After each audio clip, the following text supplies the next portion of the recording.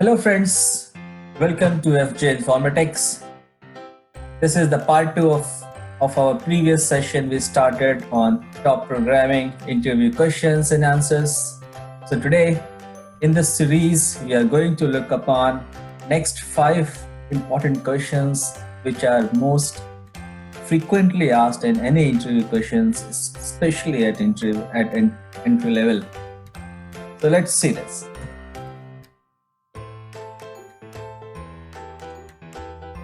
So last time, if you remember, we talked about 5 major programs which generally the interviewer asked to write it down using a system or in a piece of paper. Now in this session we are going to talk about Armstrong number, how to write a code to check if the number is an Armstrong number or not.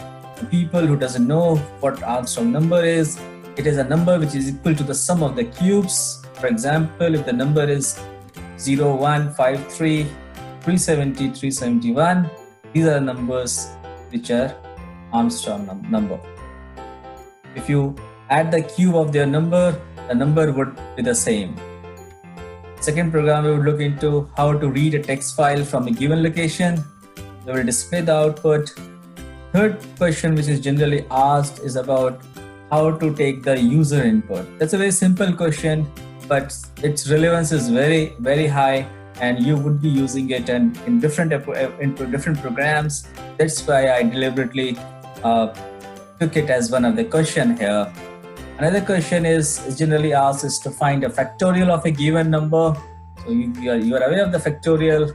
For example, if this number is 3, so 2 into 3 is the 6 as the factorial of 3. That is how you generate the factorial number. Finally, we will see how to check if the number is palindrome or not. So let's see how we can code these programs to achieve the following objectives. Okay, let's do it now. Okay, so I hope my screen is visible to you all here. So this is the first program to generate the Armstrong number. I told you what Armstrong number is a number whose sum of cube is the number itself. For example, if I take the number 371, so 3 into 3 into 3 plus 7 into 7 into 7 plus 1 into 1 plus 1 into 1. If you sum it to 1, it will be 371. So let me run this program on a debug mode first, so that you would be able to see how the code works.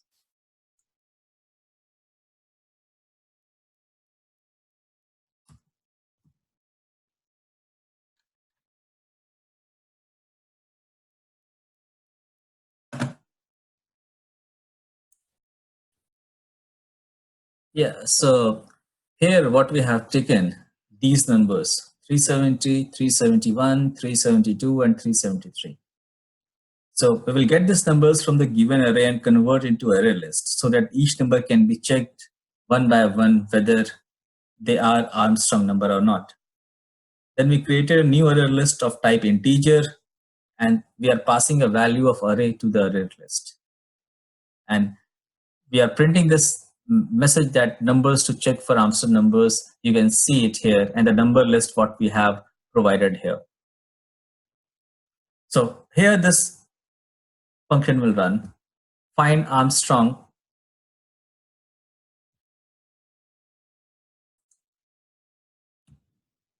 So if number is equal to given number, or from the list, int digit is 0, int sum is 0, till it is greater than 0, we will use this arithmetic operator called modulus, which will return the remainder. So for example, if the number is 371, this is the number we see, the first digit will be 1, this is the 1, the number is 37, the number, it will be 7.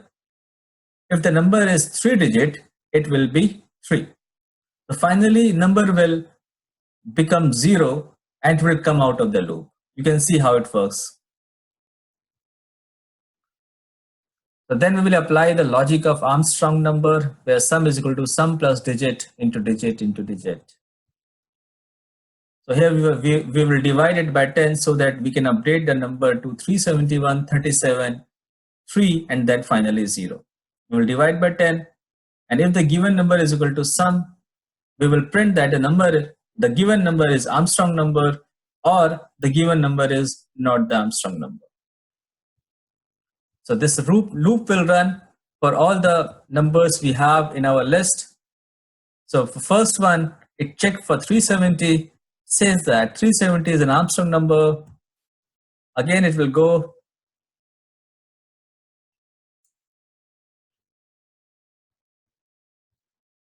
It will check for another number, whether it is Armstrong number or not. 371 is an Armstrong number. And then it will check for other two numbers from our list, and they are not the Armstrong number. I'm doing it very quickly for the interest of time. So 373 is not an Armstrong number. Okay, so I will quickly go you through the code. We took this number, there's 4 numbers. Among them, first 2 are the Armstrong number, but the other 2 are not. So we created a new array list of type integer. We pass the value of array to the array list. First print this message, which will print all the numbers you can see from the console.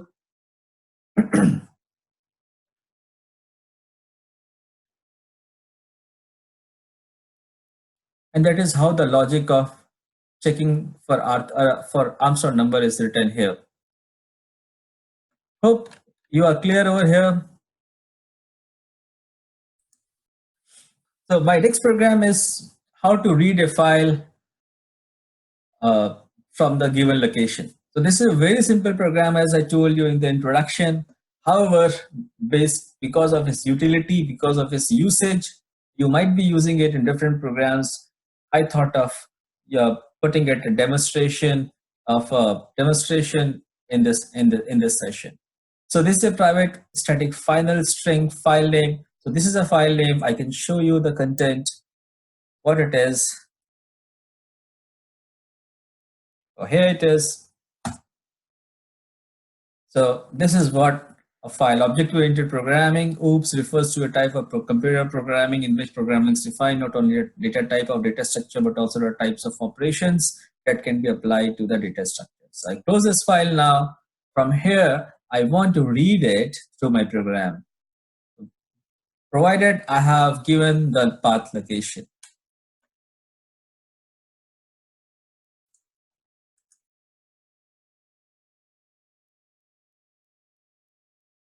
So let me run it in a debug mode, although it doesn't need it, but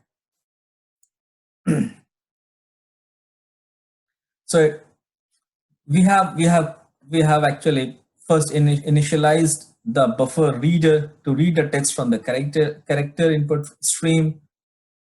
We will also initialize a file reader to read the streams of character, and we have included try catch block, which is added to catch the IO exception thrown by the buffer reader.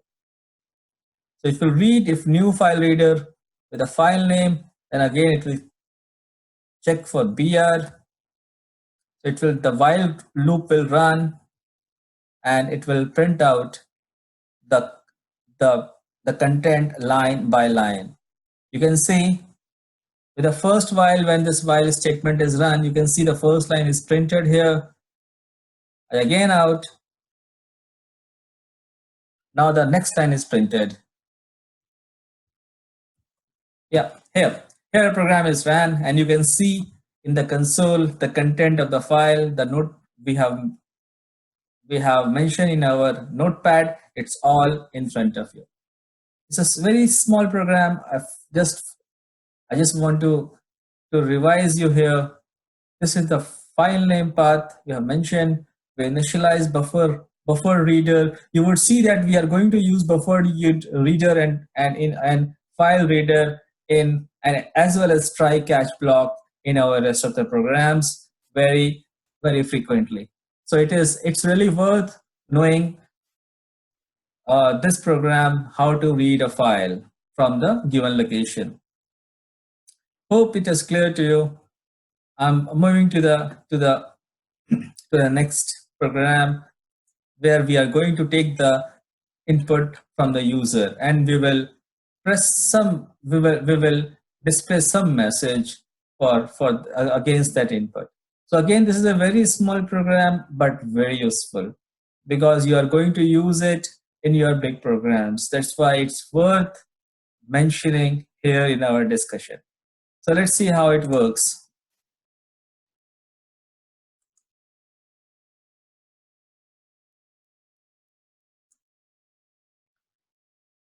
So first it is asking, okay, what I did, let me tell you. Please type your name and press here. The control is here. That is what it is asking me to type a name. I will type a name here, and then how it will move is we have initialized the buffer reader to read the text from the character. I'm going to put it here. System in. This is stream which correspond to the keyboard input or another input source which is specified by the host environment or by me here. And as you saw in our previous program, we are using try catch block just to catch the IO exception if it is thrown by the buffer reader. Let me put, so it's asking me to put a name. So let me put our YouTube channel name, FJ Informatics, and hit enter. So it is checking for IO exception to see if it is null or not. Now it should display this message. Hi, how are you? FJ Informatics. This is the expected result. Yeah, here we go. So we have this message, you can see, hi, how are you? FJ Informatics. This is a very simple program, but you would be using it very frequently in your large programs. So here we terminate our program. So let me show you how the code, how the control flow in this small program. We initialize the buffer reader.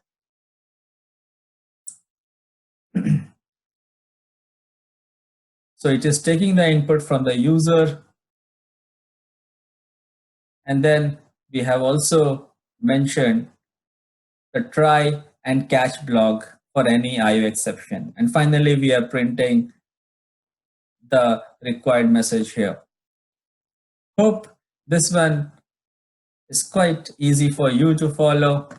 Now, the next very important question which is asked in most of the questions, especially at entry level, is about writing a factorial. So here we will take a number from the user, and if you remember, we in this program we have taken the number from the user and we printed it. We are going to use a similar function to take the number from the user, and we will tell him whether the number, what is a factorial of that number. So you know the factorial is the product of all positive descending numbers. For example, if I say I want to know the factorial of 5, it will be 5 into 4 into 3 into 2 into 1. So that is how we calculate the factorial of a number. So here the important thing which is worth mentioning here and very important for you guys is we are not using integer int. We are using big integer because sometimes the value of the factorial comes out to be very large numbers. So sometimes this int is not able to accommodate it in its character. So we have to use big integer to accommodate the factorials which come out to be a very large number if the user is going to provide some big number in that case. So let's see how the program flows first. I'm running it in a debug mode. Now this is where it is asking me, I have to enter a number. Let us say if I put 5, so I have to enter. So the number is 5 is 24. So it's like 5 into 4. it's 1 into 2. Yeah. So the factorial 5 would be calculated as 1 into 2 into 3 into 4 is nothing but 24. So that is how you can calculate the factorial. The program is again very simple. Let me show it to you. Just one thing which is very important is, I'm reiterating again, sorry, but it is important, is big integer. We are using big integer instead of int. Otherwise, we would have used int without any hassle. So we are using the buffer reader we used in our previous program, system.n, where we are taking the input from the user. So I provided a number as 5 here, and then the try and catch block, where we are seeing that how this for loop is running here. So, and it is printing the factorial of, it is just a message you can see from here, and the number which is coming out, whether it is after the calculation of it. Okay, hope this program is useful for you, how to calculate. If you want to see, I can run it again for you to check for other numbers. So let us see, if I want to know the factorial of 7, I hit enter, it will be 720. Great. Well, so in this part of this series, this is the last program I'm going to touch upon is for palindrome. So palindrome number, if you are aware, if I give you some example, is 303, where the reverse of the number is same, or 202, it's a palindrome number, but 134, which is not a palindrome number. So this is a program where I would say slightly complicated with respect to the other 4 programs you have seen, but we are going to use a logic here, and it will definitely need more of your attention and your I think your focus to understand this program. So let me first run it for you, then we will go in the detail of the code.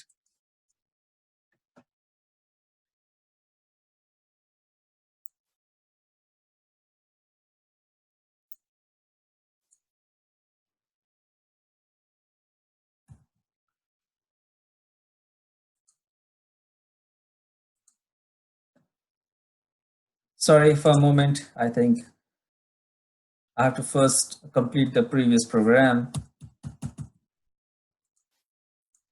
Then I should be moving here.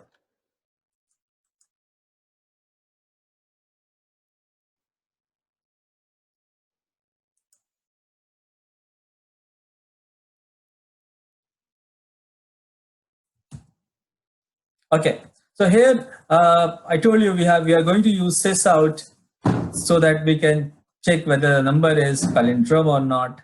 So in that case, we are going to take the input from the user. So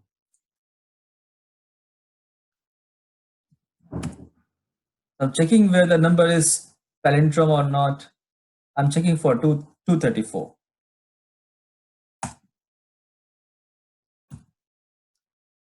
So this is a try and catch block we have included. Then it will first return the number. We have written the program for palindrome here. It will go to the while loop. So we will use this arithmetic operator, this modulus, which returns the remainder. So for example, we have the number 373. So for 373, the first remainder will be 3. For number 37, that is 37, the remainder will be 7. For the number 3, the remainder will be 3. So that the number will be 0 and it will come out of the loop. So this is, if you remember, we have used a similar logic in our while finding the Armstrong number. So let me see the number which I have used. It will, if you remember what the number I have asked to check, it is 234. It will check for this number. So 234 is not a palindrome number. It's not a palindrome. So here we have provided a facility to continue if to be asked, that question would be asked to the user whether they want to continue or not.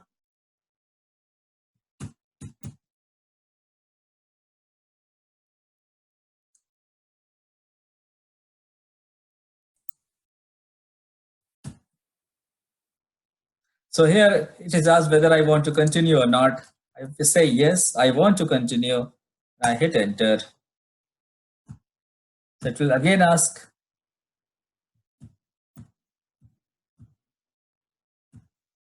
Now it is going to ask me a number, which number I want to check. So this time I will check for 303.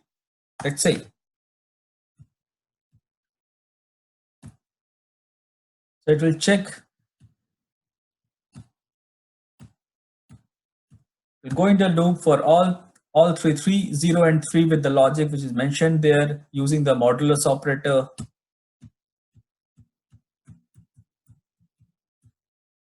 Yeah, here we go. So 303 is a palindrome. We already knew this number, so that's why I took deliberately two numbers, which one is palindrome, one is not. So let me terminate this program.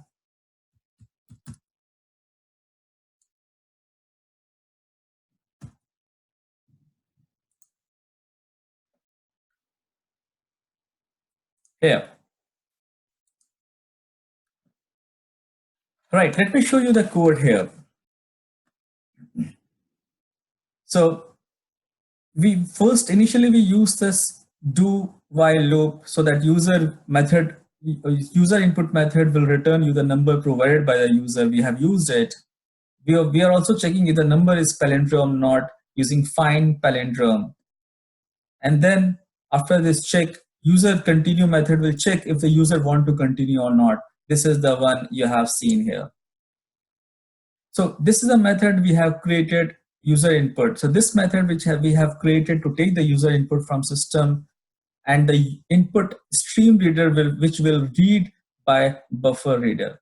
So this is the message you saw because of system.out.print. Now this is very important piece of code. This is the method which is created to check if the number is palindrome or not. So this is how we are reversing the number. We are using the arithmetic operator modulus here, which will return the remainder. And I explained you how the remainder, the logic of the remainder will work. And finally, we are going to reverse the number. We are dividing it by 10, and we are going to find out whether it is a palindrome or not. And this is on the as a caution side, we have added the try and catch block and buffer reader we have already explained in our previous program. Hope this session is useful to you. Let me go back to my previous slide. We just saw these 5 programs which are frequently asked during the Java interview questions at interview levels. So this is the second part of the series we started on programming interview questions. So we soon would be coming with more videos on similar topic. Please feel free to provide your comments, what type of videos you want to see from the programming interview per se or otherwise as well, so that we can improvise and we will try to focus on those topics. I appreciate your time. Please share and subscribe if you really like this video. And again, needless to say, thanks for watching and keep commenting and please subscribe to